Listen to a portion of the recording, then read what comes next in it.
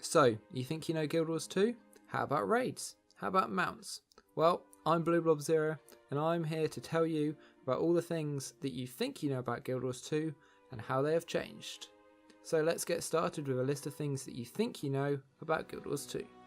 Side-by-side character cutscenes, story instances and map story separate, core story, boss fights, lack of endgame, story dungeons, no gear progression, guilds just a collection of players, Worldview world all packs, Worldview world part of map completion, content droughts, trading posts down for long periods, underwater combat, farming ore and making events fail for more loot, the butter glut, separated servers, no cosmetic storage, character bound dies, minis being stored on characters or in the bank, there's something in the water, having to equip speed skills, Lion's Arch being built of ships, skill points and traits, 8 classes, guardians with tome, Necro Shroud being called very strong by the devs, the Defiance system, fractals being 3 dungeons in a row, salvage wars. You might also remember world boss chains, having to fix signs, and the lack of story content in Heart of Thorns. As you can see, it's quite a big list of things, some good and some bad from the start of the game, and I'm going to go over them and expand on into how they've changed and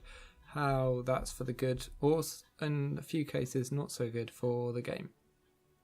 So let's start with side-by-side character cutscenes. If you played the personal story, you would have seen these cutscenes where it was like one character on the left, one character on the right, and then they switched out characters as more people talked. Could get confusing and had a disconnect from where you were, as to every time a person talked, you then were taken out of the world into this side-by-side screen. This is now gone, and it's been replaced with either in-game cutscenes, Guild Wars 1 style, where you'd like fly through. You've got cutscenes where it's not really a cutscene, there's no control taken away from you, but characters talking to each other and you can walk around them, look at them as they talk to each other, or just walk away and ignore them if you want to. And then we've also got a few painterly cutscenes, generally at the end of story missions or to hype up an expansion, but they've taken the cutscene system forward and expanded it in a good way. Story instances and map story being separate. So this is one that someone raised with me, that they'd go through their story and then they'd do some map stuff and it would just feel separate. Since Living World Season 3, the stories have led you through the maps. So you've generally started a story instance, gone to the map, and then on the map you have to go and talk to the heart vendors or go and explore the map in a certain way via the story. Then you go do story instance, then probably another story instance, maybe some interaction on the map. And then when you go and do the map, you follow on doing those things. The hearts are things that you might have done or looked at during the story. And so it all ties together much nicer. And there is always some like hidden lore within the maps. So the story kind of flows a lot better than it used to. The poor story boss fights. Well, they've tried to combat this by splitting, at least in Heart of Thorns, by splitting mechanics and epicness. So in Heart of Thorns, spoilers for the end, you go into Mordramoth's mind, that is the jungle dragon, and you fight him in his mind, which has some interesting mechanics, but isn't necessarily as epic. And then there's an open world map, which is just about fighting a part of the dragon, that is more epic and is loads of players but repeats over and over. So it's better than the Zaitan fight. It might not be perfect for everyone. It's also worth noting that in Living Story, the new fights in Living Stories have a lot of interesting mechanics. The fights generally before the boss teach you some minor mechanics which you then have to use to defeat the boss in an interesting way. The lack of endgame. Wow, this has definitely changed. We've got fractals and we've got raids. So fractals are a tiering system, which I'll get onto more later. And raids are 10-man dungeons, essentially. They have a story, but they're one path, unlike the other dungeons. You go start from finish, and they're hard content. You need to have certain builds for them, and you can pug them, but they're hard to do pugged. and generally they require you to be right on the ball and the top of your game. So that's some of the end game. The other one, fractals. So fractals have their own story. The idea is they are moments in time from somewhere from the current period in time to somewhere in the past. They can't be in the future, but they can be past. So some of them are events that we've seen in Guild Wars 2.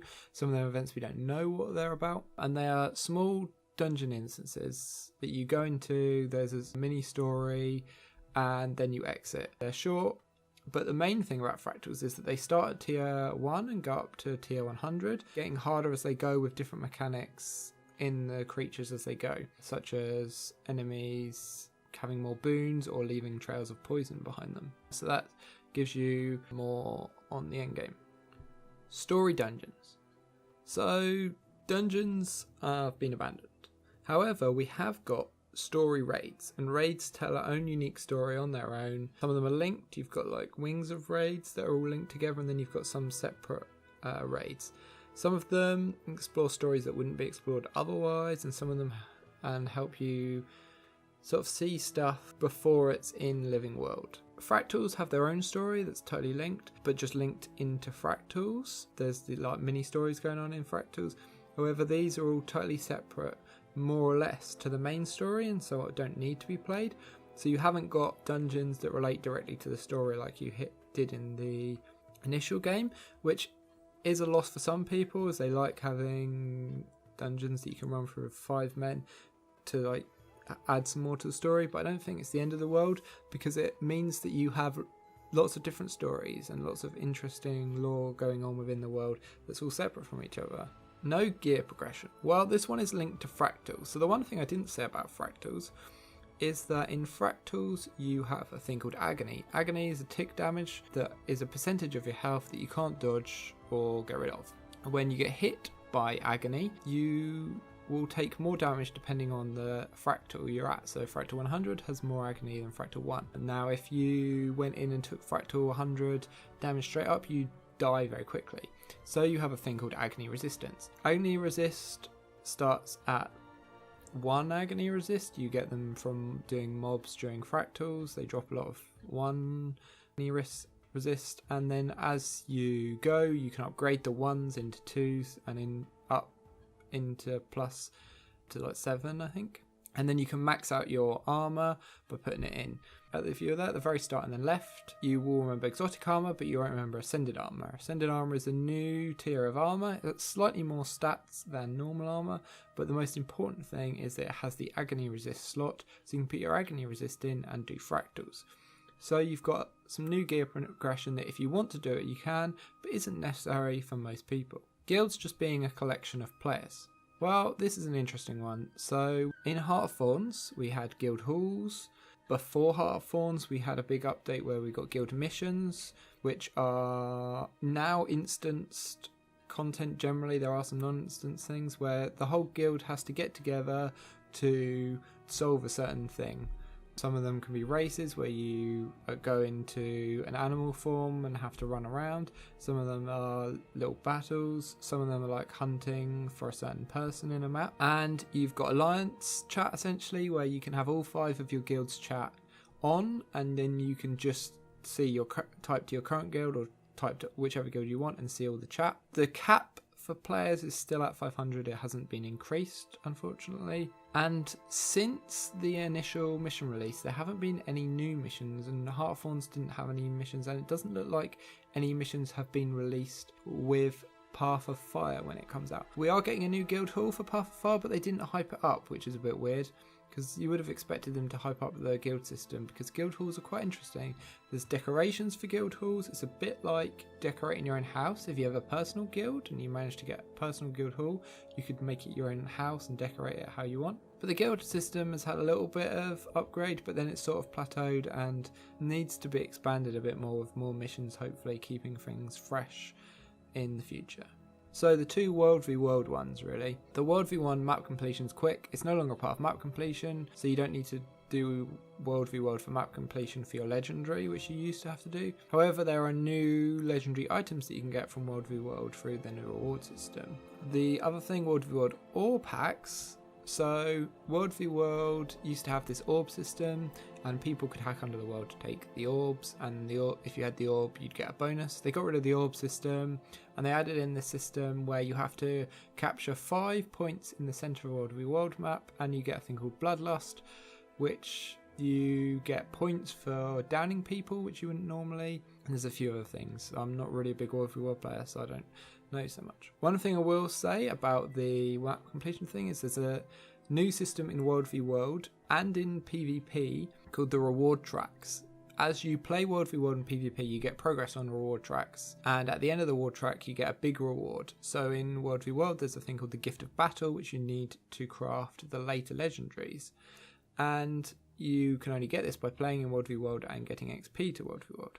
So it's no longer you need to make sure your world gets X fort so you can get the POI in that fort, but you do have to play Worldview World a little bit at least. Content drought. So content droughts happened quite a lot in the past of Guild Wars 2, however it seems like they've got themselves together and have sorted out these content droughts. Since the end of Heart of Thorns we had 2 teams. We've had like Living World team and we've had Expansion team. Living World team is split up even more into what seems to be 3 sections. So they make Living World map, Living World map, Living World map, and then again, and then Expansion. So Living World map teams cycle between creating Living World map every so often, and generally we have 3 to 4 months gap between a Living World. And then they said they were going to have the same for the Expansion, and in fact it was less than that.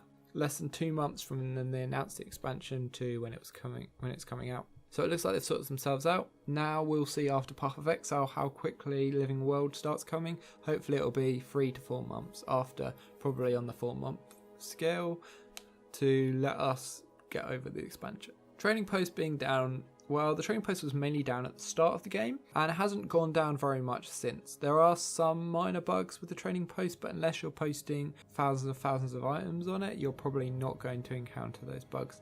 So generally it's pretty stable. Training post is good. Underwater combat. Well, underwater combat has been basically forgotten, and the devs are sort of ignoring it. So if you liked underwater combat and that's your main draw to the game, stay away for now until an underwater expansion is announced. They have recently added a new icon for underwater skills, so when you're underwater there's a little like droplet to show you can't use that skill because you're underwater. So maybe that hints at an underwater rebalance in the future, but seeing as we're in the desert, I wouldn't expect too much. Farming ore and making events fail. So this has been addressed. ArenaNet specifically have said that they don't want people to have to make an event fail. Fortunately, there was a big case with the new legendary stuff they've put in where you had to make events fail to get them. They've worked on getting rid of that. So once you finish an event, there'll be a guy there until the event gets failed to let you get the thing. Basically, there's more places to farm now as well. There's silver wastes, there's fractals to farm. You can even farm raids for a few ascended pieces. And I'm sure that the Path of Fire maps will have new places for you to farm for certain items.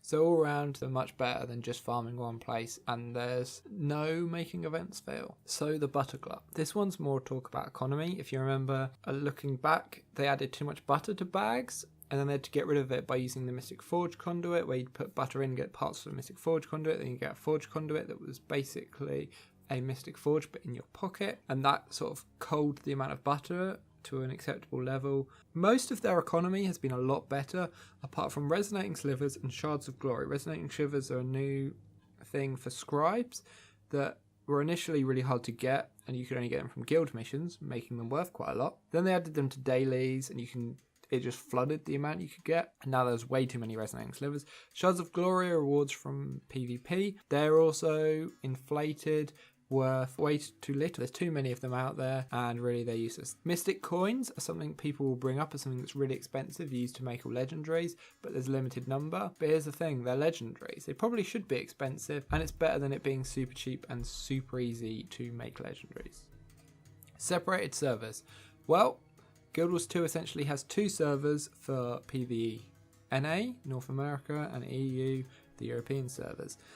Currently, like guesting, you log in and you're instantly in the mega server, and anyone on the same continent as you, so EU/NA servers, anyone on the EU servers will be with you, and you'll be put into maps generally with your guilds and your friends.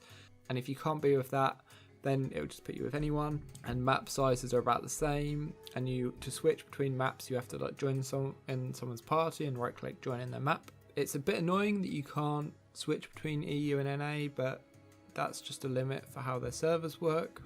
The only time your server is important is for Worldview World, and Worldview World also has this link system where certain servers that aren't as good are matched up with servers that are good to sort of even out the balance and make it a more fair playing field and give the lower servers more interesting than just having lots of not so good places to be in Worldview World. No cosmetic storage. So since the launch during a feature pack, they added a wardrobe. This wardrobe stores a load of things, but firstly, for cosmetic storage, it stores all your outfits, all your armor, all your weapon skins. When you get a weapon, if you haven't got the skin, you can right click store in wardrobe. You can then, for transmutation charges, apply that weapon skin to any other weapon on your account. Charges are generally got from blackline chests, doing world completion. This links to the next two things, character dies and storing minis in your bank. So character dies and minis have both been added to the account storage. So when they initially did it, anyone who had the characters with the same dies got free unidentified dies back from those characters when they logged in on them. And now your dies are all account bound. So anything that comes out, like mounts for example, has a die slot, bam, you can die instantly on any of your characters. With the minis, so interesting, if you have expensive minis that you don't want to necessarily bind to your account, you just keep them and use them exactly the same as you did before, like right click show, right click hide, but you can also right click store in the wardrobe, and anyone on your account can then use that mini. So if you've got the Karka mini and you want everyone to be able to use it, everyone can use that. There's something in the water. Help! Obviously I can't do that as good as the Quagan does it, but world bosses have been reworked. Tuquatl was made harder. It's not so hard now, especially with the new classes or new elite specs, but we'll get into that later. And there's a boss called Triple Trouble, which is essentially where the whole map has to split into a group of three groups, and kill each head at the same time. There's 3 heads of this jungle worm, and it has to be killed all 3 at the same time. And then in Heart of Thorns, they also added the Choc Garant, which was initially very hard and is now quite easy to do, but still can be messed up. The other bosses have been reworked to be on a scale, so there'll be one boss, then the next boss, then the next boss, and you can download timers to show you which bosses are up at the minute. So generally the bosses have been reworked to be quite good, and interesting bosses like the Choc Garant in Heart of Thorns hopefully will make their return in Path of Fire. Having to equip speed skills. Well, since Path of Fire is about to come out and they've announced mounts, it means that you won't have to necessarily equip your speed skill. Before, you would have had to put like a 25% movement speed skill on, or a skill that would always generate swiftness if you had that. Now you can just press X, get your mount up, move away, and then when you're in combat, all your skills are combat based and you don't have to have any speed skills or signets of speed or whatever. You can just focus on combat during combat, and you might need swiftness for a little bit while you're running around in combat, but mostly you can ignore it. Lion's Arch being built of ships. Lion's Arch was destroyed. Well, Lion's Arch statue, the lion statue, was destroyed many times and rebuilt, and Lion's Arch had some damage due to it, so they rebuilt Lion's Arch. People have described it now as a theme park. It's very white, and as you can see in the footage, it's very different to how it used to be. It's sort of almost like a modern as opposed to the old one, which I don't think I have any footage of, but was all ship built. And you can see, if you go into some old story instances, that's all based on old Lion's Arch, I believe. But new Lion's Arch is very much modern, and the idea is it can defend against attacks. In my opinion, it's not as nice as the old Lion's Arch, but you know, that's how it is. Skill points and traits. These have been reworked. Skill points are now hero points, and you now have the specialization system. Hero points are basically the same, apart from in Heart of Thorns maps, they give you 10 points instead of 1, because they wanted to make the elite specializations require more points to get into and be harder, so you had to do harder font stuff. With specializations are now on a rotary wheel that as you gain hero points you unlock them. You can equip 3 specializations at a time, with only one of them being elite specialization. Specializations are sections like the trait sections used to be. They're now separate from stats, and you get the whole section. And when you get the whole section, you can choose from 3 minor, 3 of the next tier, and 3 of the biggest tier. The idea is they give you a small advantage, a medium advantage, and a big advantage at the end. And generally they'll be lined up so that they'll be in sections of 3. So the top tier, something that generally goes together. So like Necro, it will be all to do with Death Shroud. Then you might have all to do with conditions, and then you might have all to do with minions. That's just a made up example there. This specialization system allows them to then change the classes with elite specs. So the bottom specialization could be an elite spec, which totally changes the class and is generally stronger than the class. It's kind of a bit of a shame, but it expands on the class and gives them new features. So that links to our next thing, 8 classes. There are now 9 classes, but technically at the minute 18 classes with another 9 to be added. So you've got your base 9 classes, and you've got your 9 elite specs and the new 9 elite specs for each of the class. The new main class is the Revenant, who is the new heavy class. You've got 3 heavy, 3 medium, 3 light. You'll have to look up more info about the specifics of each class. The elite specs changed the class in some way. Generally with all the elite specs are used exclusively, and no one generally wants the core classes. There was some kind of core issue with people wanting core Necro at one point, but not anymore so much, which is a shame because you don't have the original mechanics. So you have the Necro changes from normal shroud at range to Reaper shroud, which is melee. You have the Druid, which is the Ranger elite spec, changes you into a healer. You can go into this healing mode where you've got lots of heals. You've got the Chronomancer, who gains Alacrity, which reduces recharge of skills, and generally you've got all these sort of different way the elite specs work. So when the new elite spec comes out, it's probably going to be about 18 classes. Technically you could say there's the 9 from the base class, but generally they're not used. This sort of links with the next few issues, Guardians of Tomes and Necro Shroud. There's been lots of rebalancing to the classes, and they're a lot better. Necro now of the elite spec doesn't have the old go on to dagger, press 1, cancel your cast, press 1, cancel, so you go back to the start because dagger 1's the strongest. Options you've got a lot more balanced. Necro is still at the bottom of the pile generally, but a lot of the balance is a lot better. Elite specs are able to focus in certain things. You could have elite spec that's just for World v World or PvP or PvE, and with more elite specs that will be expanded on more. We have the Defiance system. So in Guild Wars 2 originally you had Defiance on champion and big mobs. That would be a Defiance and a number, and every CC you did would reduce that number by a certain amount, and once it got to 0 the next CC was the one that triggered. So for guild missions there was a guy who used to stay in this drunk booze area, and if you knocked him out of it then you could attack him. So you'd have to get the right number of people to hit his Defiance bar, and when he got to 0 no one attacked him, and someone with a knockback knocked him out of the bar, and then you could attack him, and then when he did it you'd have to do that again. It wasn't very good for open world because someone could just accidentally use 1 CC and it'd just be at that time, and it'd be the wrong CC you want. It could be like a stun instead of a knockback. So in Heart of Thorns they've added the Defiance bar. This is a bar where CCs chip away at it. Sometimes it's even the health of a mob, so it doesn't have any health but it uses just Defiance. When the Defiance bar gets low it's either stunned or something happens, like if they do a certain attack it will stop that attack from happening, and the Defiance bar will only be up while that attack is happening. It's a lot better than it used to be and has been used back in the open world, and hopefully in interesting ways in Path of Fire. So free fractal system. So we talked about fractals earlier. Originally fractals was free fractals that it was random. Generally you had an easier fractal to a boss fractal, and the boss fractal was always the same at the start. They've now split the fractals, so each fractal is a separate island. So instead of going Swamp Fractal and then the Frost Fractal, you'd go just the Swamp Fractal, and that would be its own fractal. Once you finish that, that's it. You don't have to do another one. So you don't have to stay around for what could have been like an hour. You can just do one fractal and leave and be done with it. And that links into all the other stuff I said about fractals earlier. Salvage wars. Well, it's still lots of bag wars and you still get lots of sigils and runes and stuff from salvaging stuff. However, there is now a salvage all option on salvage kits, and there is also account inventory. Account inventory is really cool because you can put stuff in there and anyone on your account can use it. And why this is important for salvaging is that you can put a salvage kit in there, such as the copper salvage automatic that you can get from the gem store. Right click on it, salvage all,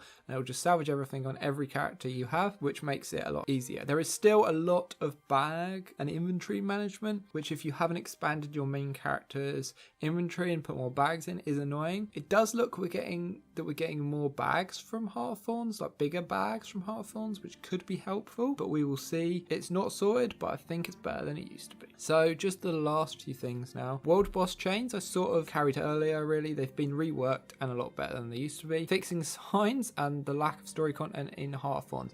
Well, Living Story 3 and 2 are a lot better than 1 at the start at least. There's no fixing signs, the content is more reliable than it was in 2, and the story in 3 in Living World Season 3 is really good. It expands on Heart of Thorns and makes it so it's a complete package. It's a shame that Heart of Thorns doesn't come with Living World Season 3 because I feel like that is the worth.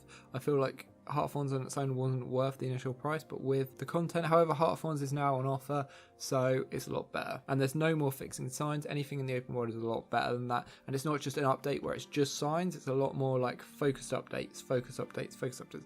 With the current world team adding a few things that's now in the side story section, but they're always interesting events or have little bits of lore, and they're not a big enough gap that you just have like signs fixing for 3 months. And that is our list over. I basically wanted to make this video because I am buying Path of Fire, and when Heart of Thorns came out, and after the initial release, I was one of the people who said I'm not going to buy any more expansions. So that should tell you how now I'm hyped and buying Path of Fire, that the updates that have gone in between Heart of Thorns and Path of Fire are good enough to get me excited and now buy the expansion Ultimate Edition and go in excited. So I hope your views of Guild Wars 2 are updated and you now are more informed. If you want more information, I'll link to the wiki down below, and also you can ask me any questions and I will respond. I'll be keeping an eye on the comment section and responding to any questions as they come up. I am super excited for Path of Fire and I hope that it goes well. Mounts seem like they're going to be fun and there's just going to be lots of content, and as long as they keep rolling with the content as it is and the quality that it is, then Guild Wars 2 is going to keep being an excellent game that's going to just keep giving. And you know, even if you buy Heart of Thorns now at the low price, and then when Path of Fire maybe goes down at the next expansion release, you buy it like then, you buy each release like the release later, it's still going to be a good value and there's still plenty of content for you to do. So thank you very much for watching. As I said, if you want to discuss any more about it or have any things that I've missed and want to know more about below, feel free to ask. I'm BlueBlob0. Thank you very much for watching. Hope to see you next time. Bye.